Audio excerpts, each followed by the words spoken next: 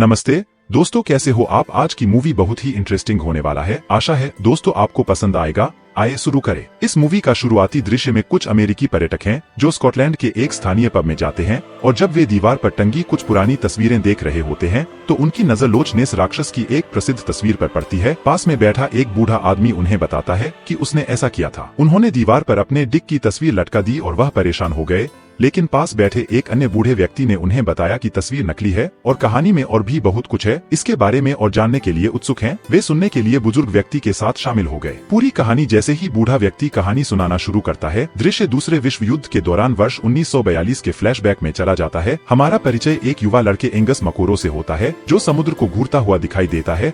वह समुद्र से प्यार करता है लेकिन डरता है उससे संपर्क करें क्योंकि वह हमेशा सोचता है कि वह डूब रहा है। एंगस को सीपिया इकट्ठा करना पसंद है क्योंकि वह ऐसा करता था क्योंकि उसके पिता चार्ल्स रॉयल नेवी में नाविक थे। चार्ल्स वर्तमान में युद्ध में अपने देश की सेवा करने के लिए घर से दूर हैं और परिणाम स्वरूप एंगस को इसकी याद आती है। वह बहुत काम करता है और हमेशा अपने लौटने तक के दिनों को गिनता है। एक दिन लड़के को रेत में एक बड़ा रहस्यमयी अंडा मिलता है।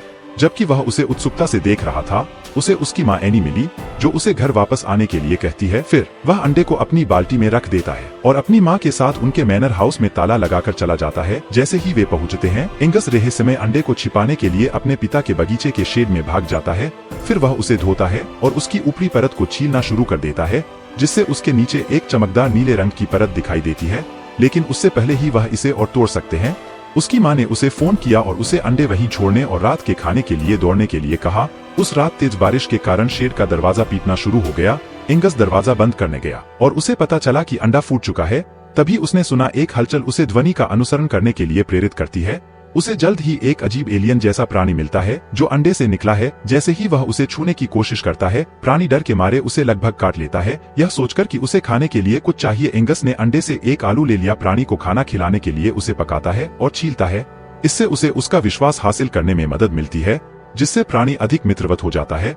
हालांकि एंगस अपने नए पालतू जानवर के साथ अधिक समय बिताने में असमर्थ है क्योंकि वह अपनी मां की पुकार सुनता है और उसे अगली सुबह बिस्तर पर वापस लौटना पड़ता है। एंगस अपने घर के सामने आते हुए सैन्य वाहनों की एक परेड को देखने के लिए उठता है, यह विश्वास करते हुए कि चार्ल्स ने एंगस को उसकी बहन क्रिसी को वापस कर दिया है और उनकी माँ उत्सुकता से बाहर निकलती है।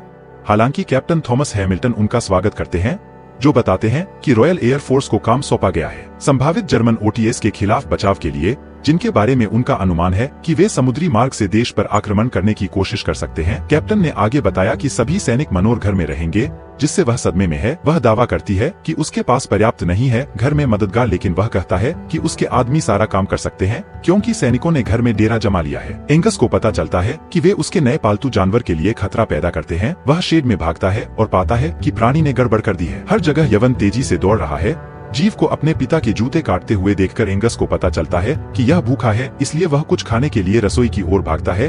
लेकिन सेना के रसोइया सार्जेंट स्ट्रंक उसे रसोई के अंदर जाने से मना कर देते हैं। इसके बजाय लड़का कूड़ा उठा लेता है कैन और उसे खींचकर शेड में ले जाता है। प्राणी तुरंत उसमें गोता लगाता है और बचे हुए भोजन को खाना शुरू कर देता है। मुझे याद आ रहा है कि एंगस ने पालतू जानवर का नाम क्रूसो रखने का फैसला किया है। फिर वह एक पशु पुस्तक के माध्यम से यह पता लगाने के लिए जाता है कि यह किस प्रकार का प्राणी है, लेकिन कोई भी संभावना नहीं है। क्रूसो के खाने के बाद एंगस उसकी त्वचा को छूने की कोशिश करता है, लेकिन पाता है कि यह बहुत सूखी है और पानी की जरूरत है, जिसके परिणाम स्वरूप वह इसे पानी में डुबो देता है, जिसके बाद प्राणी खुशी से खेलना शुरू कर देता है। अगले दिन कैप्टन हैमिल्टन के आदेश के तहत सैनिकों ने एक तोपखाने की स्थापना की। जर्मन योट्स के खतरे का मुकाबला करने के लिए पास की पहाड़ी पर बैटरी लगाई गई है, जो पास के पानी में घूमते हुए पाए गए हैं। जागीर में वापस जाते हैं और पूरी तरह से अस्त व्यस्त जगह को खोजने के लिए शेड में प्रवेश करते हैं, जबकि चारों ओर देखते हुए एलएस मोब नाम का एक नौकर दिखाई देता है। फिर वह उसे काम सौंपती है, गंदगी को साफ करना और जगह को खाली करना, और उसे यह भी बताना कि उसे संदेह है कि एंगस ने शेड में एक पालतू जानवर रखा है, जिसे बाद में उसे करने की अनुमति नहीं है। एंगस ने पाया कि लुइस कूड़ेदान को खाली कर रहा है, जिससे वह कुसो की सुरक्षा के लिए चिंतित हो गया और उसने जल्दबाजी में देखा इसके लिए, लेकिन वह इसे ढूंढने में विफल रहता है। फिर लड़का अपने पिता के शेड की रक्षा के लिए लुइस से लड़ता है। हालांकि बाद वाला दावा करता है कि शेड उसका है जब तक कि एंगस के पिता युद्ध से वापस नहीं आते। जैसे ही रात होती है, एंगस एक टॉर्च पकड़ लेता है और अपने पालतू जानवर की तलाश शुरू कर देता है। इस बीच क्रूसो जागीर में प्रवेश करता है और इसके चारों ओर घूमना शुरू कर देता है। जल्द ही स्ट्रंक के कुत्ते चर्चिल के साथ रास्ता पार करता है, जो तुरंत इसका पीछा करना शुरू कर देता है। उम्मीद है कि कुत्ते को जंजीर से बांध दिया गया है, जिससे क्रूसो कहीं और कब्जा करने से बच सकता है। एंगस यह सोचकर अपनी खोज छोड़ देता है कि उसने अपना पालतू जानवर खो दिया है, लेकिन जैसे ही उसने घर लौटते हुए उसने अपनी बहन की चीख सुनी और उसे उसके कमरे में जाने के लिए प्रेरित किया। वहां उसने देखा कि क्रूसो उसके बाथटब में खेल रहा है। उसने क्रिस्टी को चिल्लाने से रोका और आश्वासन दिया कि इससे कोई खतरा नहीं है। फिर वह उसे सब कुछ बता देता है और उससे इसे अपनी मां से छिपाकर रखने का भी अनुरोध करता है। अगले दिन एनी लुइस के पास अपने पति के कुछ कपड़े देने के लिए जाती है। नौकर ने विनम्रतापूर्वक यह कहते हुए मना कर दिया कि जब चार्ली वापस आएगा तो उसे उनकी आवश्यकता होगी। घटनाओं के एक चौंकाने वाले मोड़ में पता चलता है कि वह कभी वापस नहीं आएगा क्योंकि उसका जहाज डूब गया था। 1 साल पहले युद्ध हुआ था और तब से उसे लापता मान लिया गया है क्योंकि वह अपने पिता की संभावित मृत्यु को स्वीकार करने के लिए एंगस के संघर्ष पर भी चिंता व्यक्त करती है। इसके अलावा वह उसे मनोर के बाथरूमों में से एक में पाइपलाइन की समस्या को ठीक करने के लिए कहती है।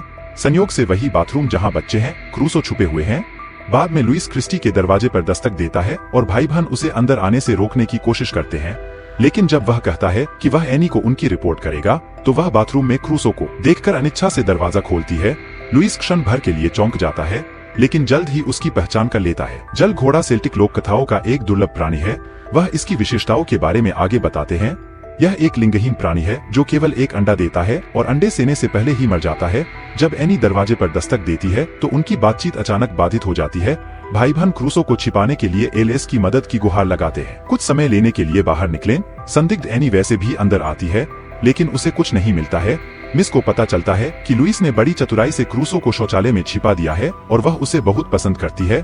कुछ समय बाद एनी की मुलाकात कैप्टन हैमिल्टन से होती है, जो उसे अपने साथी सैनिकों द्वारा आयोजित एक दावत में आमंत्रित करता है। सराहना के संकेत के रूप में इस बीच लुइस ने एंगस को सलाह दी कि वह बढ़ते जल घोड़े को प्राणी का प्राकृतिक आवास मानते हुए समुद्र में छोड़ दे। हालांकि लड़के ने यह कहते हुए इनकार कर दिया कि क्रूसो के लिए सबसे अच्छी जगह उस रात उसके साथ है। एनी रात के खाने के लिए सैनिकों के साथ शामिल हो जाती है, जबकि एंगस और क्रिस्टी क्रूसो के साथ खेलते हैं। जब वे किसी काम के लिए बाहर निकलते हैं तो गलती से दरवाजा खुला रह जाता है। इससे शरारती वाटर हॉर्स को बाथटब से बाहर निकलने का मौका मिल जाता है। चर्चिल को कुछ असामान्य गंध आती है, जिससे वह क्रूसो को ट्रैक करने और उसका पीछा करने के तुरंत बाद उसके स्रोत का अनुसरण करने के लिए प्रेरित होता है। इस हंगामे की आवाज से पूरे घर में अफरातफरी मच गई, जिससे भाई बहन और लुइस सतर्क हो गए, जो क्रूसो को ढूंढने के लिए दौड़ पड़े। पीछा करते हुए जल्द ही चर्चिल के साथ डाइनिंग हॉल में घुस गया और लापरवाही से मेज के पार भाग गया। सौभाग्य से क्रूसो बिना देखे भागने में सफल हो गया। जीव बाहर की ओर निकल गया और मछली से भरे फव्वारे में गोता लगाता है। लुइस एंगस को अपने कमरे में वापस जाने का निर्देश देता है क्योंकि उसकी मां इस बात से बहुत नाराज है कि अभी क्या हुआ। लड़के ने पहले तो मना कर दिया, लेकिन जब लुइस ने क्रूसो को ढूंढने का वादा किया तो वह डॉन पर मजबूर हो गया। लुइस ने क्रूसो का पता लगाया, जो अब है। आकार में बहुत बड़ा हो जाने पर वह जल्दी से एंगस को जगाता है और उसे देखने के लिए नीचे लाता है, जिससे उसे एहसास होता है कि इसे अब जागीर में नहीं रखा जा सकता है। परिणाम स्वरूप वे प्राणी को ट्रक पर लादकर समुद्र की ओर ले जाते हैं और उसे पानी में छोड़ देते हैं। पानी जब लुइस अपने शेड में वापस लौटता है तो वह कैप्टन हैमिल्टन को वहां उसका इंतजार करते हुए पाता है। कैप्टन उसे एंगस से दूर रहने का आदेश देता है और उसे बुरा प्रभाव वाला घोषित करता है। हालांकि अप्रेंटिस को कोई फर्क नहीं पड़ता है। अगले दृश्य में हम 2 मछुआरों जिमी और हुई को मछली पकड़ते हुए देखते हैं। थोड़ी देर बाद समुद्र में उन्होंने गलती से पानी के घोड़े को फंसा दिया, जो भयभीत होने के बावजूद अब और भी बड़ा हो गया है। ह्यू अभी भी उस जीव को पकड़ना चाहता है क्योंकि इससे उन्हें बहुत सारा पैसा मिलेगा। हालांकि क्रूसो अपनी महान शक्ति के साथ उनकी नाव को ऊंचाई से खींचना शुरू कर देता है। खुद को बचाने की बेताब कोशिश में जिमी ने मछली पकड़ने की रेखा काट दी, जिससे जीव तैरकर दूर चला गया। दूसरी ओर कैप्टन हैमिल्टन एंगस को अपने पंखों के नीचे ले लेते हैं और उसे एक अनुशासित सैनिक में बदलने का वादा करते हैं। लेकिन कुछ दिनों के प्रशिक्षण के बाद लड़के को मिल जाता है। अपने दमनकारी सैन्य जीवन से इतना थक गया कि वह क्रूसो से मिलने के लिए समुद्र के किनारे की ओर भागता है। जब उसे क्रूसो दिखाई नहीं देता है तो वह एक नाव पर चढ़ जाता है और खुद ही चप्पू चलाता है। थोड़ी देर बाद क्रूसो खुद को एक पूर्ण विकसित जल घोड़े के रूप में प्रकट करता है, जो एक पल के लिए एंगस को चौंका देता है। लड़का फिर उसकी पीठ पर कूद जाता है और भले ही वह पहले डरा हुआ हो, अंततः वह समुद्र के चारों ओर सवारी का आनंद लेना शुरू कर देता है।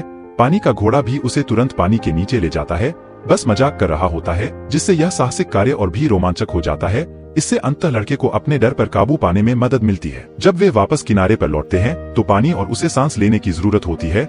चर्चिल, जो सार्जेंट के साथ सैर पर है, क्रूसो को सूंघता है और उसी ओर दौड़ता है। एंगस जल्दी से अपने पालतू जानवर को पानी के नीचे छिपने के लिए कहता है, लेकिन तब तक बहुत देर हो चुकी होती है क्योंकि स्ट्रंक दूर से ही उसे देख लेता है। बाद में उस रात एंगस ने क्रिस्टी और लुइस के साथ अपने साहसिक कार्य को साझा किया। वे सभी हंसे और आनंद ले रहे थे। एनी ने उन्हें सुन लिया और दरवाजे से झांक कर देखा। जब एलिस ने उसे देखा तो वह उससे बात करने के लिए बाहर चला गया। उसने बच्चों को खुश करने के लिए उसे धन्यवाद दिया क्योंकि ऐसा हो चुका है। काफी समय से उसने उन्हें अनजाने में मुस्कुराते हुए देखा था। कैप्टन उन्हें देख रहा था, जो बिल्कुल भी खुश नहीं लग रहा था। इस बीच एक स्थानीय पब में जिमी और ह्यूई ने जॉक नाम के एक रिपोर्टर को अपनी मुलाकात के बारे में बताया। यह सुनकर रिपोर्टर का मानना है कि यह समाचार पर्यटकों को शहर में ला सकता है, लेकिन ह्यूई इस विचार के खिलाफ है कि आपने रिपोर्टर को क्यों बताया। फिर ह्यूई अगले दिन जिमी और जॉक जीव की तस्वीर खींचने के लिए तटरेखा पर पहुंचे। इस बीच कैप्टन हैमिल्टन एनी और उसके बच्चों को देखने के लिए ले वे अब तक जो काम कर रहे थे। पहाड़ी पर पहुंचने पर कैप्टन ने संभावित खतरों के खिलाफ इस्तेमाल के लिए अपने हथियारों का प्रदर्शन किया। फिर उन्होंने फायर पावर के प्रदर्शन का आदेश दिया, जिससे एंगस चिंतित हो गया, जो कुसो की सुरक्षा के लिए डरता है। वह और क्रिस्टी अपनी माँ से उन्हें बताने के लिए विनती करते हैं इसे रोकें, लेकिन सीरी को समझ नहीं आया कि वे क्या कह रहे हैं और उन्हें चुप रहने के लिए कहा। तोपों को पानी में छोड़ दिया गया, उनमें से कई पानी के घोड़े को मारने वाली थीं। जब लड़का इसे बर्दाश्त नहीं कर सका तो अंततः उसने हस्तक्षेप किया, जिससे सैनिक परेशान हो गए। इसे रोकने के लिए दुर्भाग्य से कैप्टन क्रोधित हो जाता है, इसलिए वह परिवार को वापस घर भेज देता है। दूसरी ओर जिमी और जॉक भी यह सोचकर परेशान होते हैं कि बमबारी के बाद प्राणी कभी भी जीवित नहीं आएगा। इसके बावजूद उन्होंने प्राणी की एक नकली तस्वीर छापने का फैसला किया। अखबार के कुछ दिनों बाद स्ट्रंक ने अखबार पढ़ा और उस राक्षस की पहचान की जो उसने पहले देखा था। जब उसने इसे साथी सैनिकों के साथ साझा किया तो उन्होंने इसका शिकार करने की कसम खाई। लुइस को सार्जेंट की योजना के बारे में पता चला और उसने उसी रात एंगस को इसके बारे में सचेत किया। किनारे की ओर दौड़ें और क्रूओं को बुलाएं। पानी का घोड़ा निकलता है, लेकिन ऐसा लगता है कि वह पहले की बमबारी के कारण गुस्से में है, जिसके परिणामस्वरूप उसने लड़के का हाथ लगभग काट ही लिया है। इफ यू एंगस, मैंने सोचा था कि इस बीच पानी में पीछे हटने से पहले आप शांत थे। सार्जेंट के सैनिक उस जीव की तलाश में निकल पड़े। जैसे ही वे किनारे के पास पहुंचे, उन्हें चर्चिल के भौंकने की आवाज सुनाई दी। जैसे ही वे किनारे के पास पहुंचे, अचानक एक विशाल क्रूसो ने उन पर हमला कर दिया। सैनिकों ने तुरंत गोलियां चला दी और जीव ने नाव पलटकर जवाबी कार्रवाई की। उल्टा एक सैनिक कैप्टन हैमिल्टन को एक एसओएस भेजने में कामयाब हो जाता है, यह विश्वास करते हुए कि उन पर जर्मनों ने हमला किया है। कैप्टन अपने सभी सैनिकों को वापस लड़ने का आदेश देता है। वह अपने बच्चों को सुरक्षित रखने के लिए भी कहता है, लेकिन उन्हें जल्द ही पता चला कि एंगस नहीं है घर पर। इससे वे घबरा जाते हैं, इसलिए वे उसे बचाने के लिए तटरेखा की ओर भागते हैं। किनारे पर क्रूसो दुष्ट हो जाता है और खाने की कगार पर होता है। स्ट्रंक एंगस ठीक समय पर दिखाई देता है और अपने पालतू जानवर को रोकने की कोशिश करता है। जब वह उसकी बात नहीं मानता है, लड़का पानी में उतरता है, लेकिन वह गलती से फिसल जाता है और क्रूसो को देखकर बेहोश हो जाता है।